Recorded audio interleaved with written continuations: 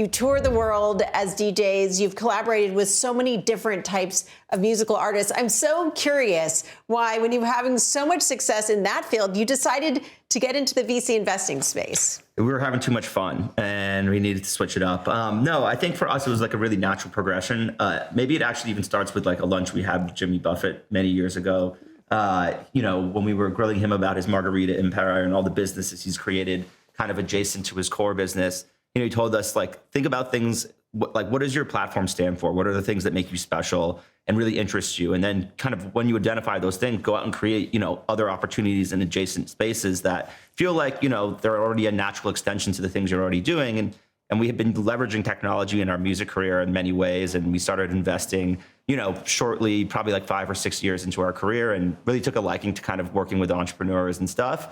And the more we got into it and the more conversations we had, we kind of realized that a lot of the things that make people great investors and helpful investors are things that, come rather naturally to us. And it was exciting to get involved for that reason. But to go back to Jimmy Buffett, I mean, he built Margaritaville, and I feel like there are many natural extensions of your business. I mean, you have a tequila brand, which has been very successful, but you could have done things that were outside of the tech space. The tech space, obviously, complicated and crowded for many different ways. Why tech, Drew, and what is your specific thesis for your funds? I mean, as Alex was saying before, we had integrated technology into, the way that we built our career with Chainsmokers. And then a lot of people that we were hanging around, whether we were doing like a private event for a tech company, or I think just coincidentally somehow, a bunch of like iconic tech entrepreneurs at this point kind of entered our life all at the same time.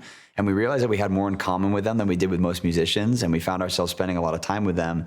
And we identified with the way that they built their companies was similar how we, we're pure artists, but, I think we've done a really good job at building a business around what we do as artists. And I think we had more in common with the mindset that a lot of these people were in that were building tech companies than we had with like most other artists. So I think that kind of like fueled the desire to get more involved in that space. And we got a lot of insight and access and just opportunities to be involved in that space. And I think that's where the idea spawned. But I feel like if you look at the potential for AI to really disrupt, when I look at the list of AI companies you're in the creator space, you have Tavis, deepfake personalized videos, Dooley, Stability AI, which is visual art, Infinity AI, synthetic data. Drew, how do you think about investing in companies that could help or impact artists?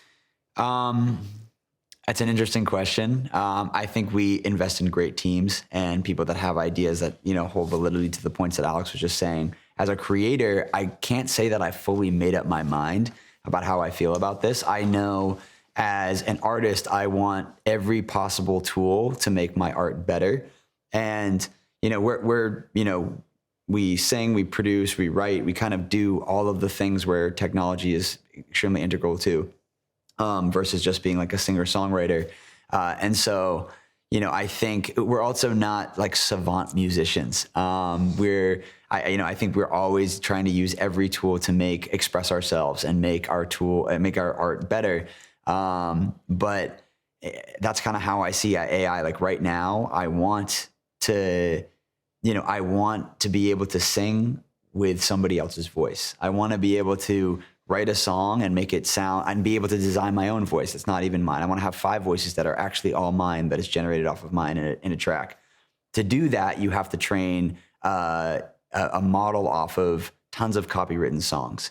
So that's kind of where the holdup is. It's the music industry always seems to be the last mover in entertainment to like adapt to technology. And it always comes down to rights, who owns what. And inevitably it gets there.